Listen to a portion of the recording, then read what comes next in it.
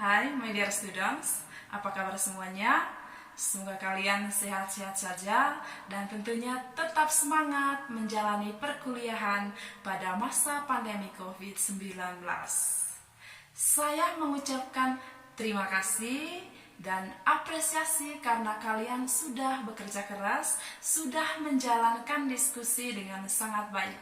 Terima kasih untuk partisipasi aktif kalian. Dengan berakhirnya diskusi kalian, maka saya akan memberikan penegasan atau tanggapan mengenai materi yang telah kalian diskusikan. Oke, mengenai lingkungan pendidikan. Manusia mengalami proses belajar melalui 3 macam lingkungan. Yang pertama, lingkungan keluarga. Yang kedua, lingkungan sekolah. Dan yang ketiga, lingkungan masyarakat. Sejak pertama kali manusia dilahirkan, pada saat itu pula ia mengadaptasi atau menyesuaikan diri dengan suasana baru, terutama suasana keluarganya. Melalui keluarga, seseorang akan mempelajari banyak hal, misalnya bahasa, etika, dan sebagainya. Selanjutnya, secara perlahan, ia akan mengenal lingkungan masyarakat tempat ia dibesarkan. Pada lingkungan masyarakat, ia akan mempelajari atau mendapatkan hal yang lebih banyak lagi. Pada lingkungan masyarakat, seseorang akan mengaktualisasikan diri dan mencari jati dirinya. Lalu, hal-hal yang dipelajari atau diperoleh melalui 2 lingkungan ini akan dikembangkan lagi pada lingkungan sekolah. Nah, pada lingkungan sekolah ada hal-hal yang diperoleh oleh seseorang yang dimana hal-hal tersebut tidak didapat pada atau tidak diperoleh dari lingkungan sebelumnya, yaitu lingkungan masyarakat dan lingkungan keluarga. Ya. Lalu hal-hal baru tersebut yang diperoleh di lingkungan sekolah perlu dikembangkan lagi dengan atau melalui seseorang harus terjun ke masyarakat.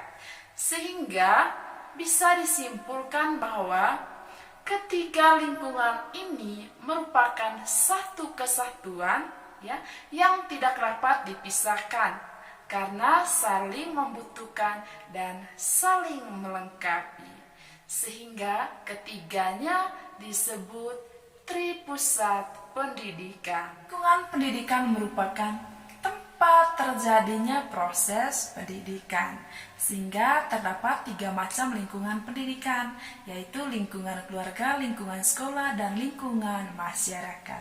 Pendidikan yang terjadi pada lingkungan sekolah terjadi secara alamiah. Artinya apa? Artinya adalah tidak direncanakan, terjadi begitu saja dan tidak melalui aturan-aturan tertentu. Sehingga pendidikan yang terjadi pada lingkungan keluarga sering disebut pendidikan informal. Sedangkan pendidikan yang terjadi pada lingkungan sekolah, di mana pendidikan yang sengaja dirancang dan dilaksanakan melalui aturan-aturan yang ketat, misalnya harus berjenjang dan berkesinambungan. Sehingga pendidikan yang terjadi pada lingkungan sekolah biasa disebut pendidikan formal. Kemudian, pendidikan yang terjadi pada lingkungan masyarakat, seperti kursus atau kelompok belajar tertentu.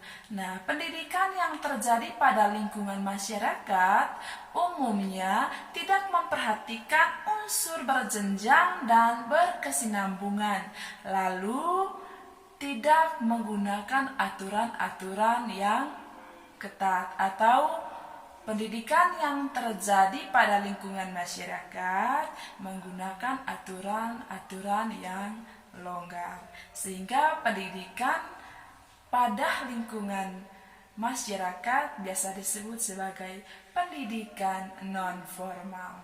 Pendidikan dapat menghasilkan manusia yang berkualitas apabila ketiga lingkungan pendidikan tersebut berfungsi sebagaimana mestinya. Nah, menurut Tirta Harja dan Sulo, fungsi lingkungan pendidikan secara umum adalah untuk membantu anak dalam berinteraksi dengan lingkungan di sekitarnya, terutama dengan berbagai sumber daya pendidikan yang tersedia. Pada kenyataannya, lingkungan dapat memberikan pengaruh baik yang positif maupun negatif kepada anak. Oleh karena itu, butuh usaha untuk mengendalikan dan mengatur lingkungan pendidikan tersebut agar menjadi lingkungan pendidikan yang baik untuk anak. Baik, kita jelaskan satu persatu. Yang pertama adalah keluarga. Keluarga merupakan lembaga pendidikan tertua bersifat informal yang pertama dan utama dialami oleh anak. Nah, keluarga merupakan lembaga pendidikan yang bersifat kodrati dan dikelola oleh orang tua. Orang tua bertanggung jawab memelihara, merawat, melindungi, dan mendidik anak agar tumbuh dan berkembang dengan baik. Seperti apa kepribadian anak akan sangat ditentukan oleh suasana pendidikan dalam keluarga. Oleh karena itu, orang tua harus dapat menciptakan situasi keluarga yang kondusif, yang cocok sebagai bahan belajar anak. Menurut Ki Hajar Dewantara, suasana kehidupan keluarga merupakan tempat yang sebaik-baiknya untuk melakukan pendidikan, baik perorangan maupun pendidikan sosial. Keluarga itu tempat pendidikan yang sempurna sifat dan wujudnya untuk melangsungkan pendidikan ke arah pembentukan pribadi yang utuh, tidak saja untuk anak-anak, tetapi juga bagi para remaja.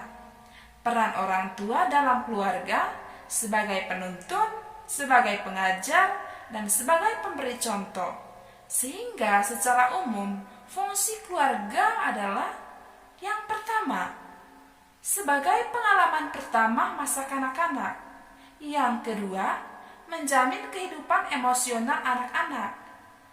Yang ketiga, menanamkan dasar pendidikan moral. Yang keempat, memberikan dasar pendidikan sosial. Yang kelima, meletakkan dasar-dasar pendidikan agama bagi anak-anak. Yang keenam, memberikan dasar pendidikan formal. Dan yang terakhir, menanamkan keterampilan-keterampilan dasar untuk hidup. Lingkungan pendidikan yang kedua adalah sekolah. Tentunya keluarga telah menanamkan berbagai pengetahuan awal sebelum anak-anak masuk sekolah. Namun, pengetahuan ini dirasa belum memadai, mengingat bahwa dari waktu ke waktu terjadi perkembangan ilmu pengetahuan dan teknologi. Oleh karena itu, anak-anak harus dibekali dengan pengetahuan terkini agar mereka dapat mengantisipasi perkembangan ilmu pengetahuan dan teknologi dalam hidupnya. Alasan lain bahwa tidak semua tugas mendidik dapat dilaksanakan oleh orang tua dalam keluarga, terutama yang berkaitan dengan ilmu pengetahuan dan berbagai macam keterampilan yang membutuhkan tingkat profesionalitas yang tinggi. Oleh karena itu, anak perlu dikirim ke sekolah dan dibekali dengan berbagai pengetahuan dan keterampilan yang memadai.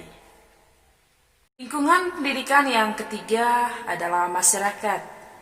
Seperti yang kita ketahui bahwa masyarakat merupakan salah satu komponen lingkungan pendidikan yang sangat besar pengaruhnya terhadap perkembangan kepribadian seseorang.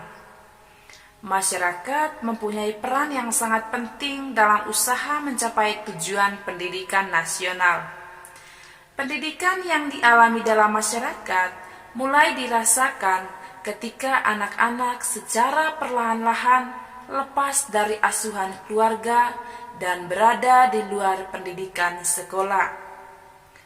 Menurut Tirta Raharja, terdapat kaitan yang sangat erat antara masyarakat dan pendidikan.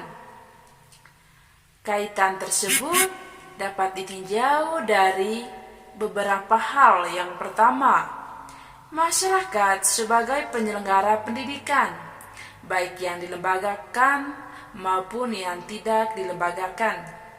Yang kedua, lembaga-lembaga kemasyarakatan atau kelompok sosial di masyarakat, baik langsung maupun tak langsung, ikut mempunyai peran dan fungsi edukatif.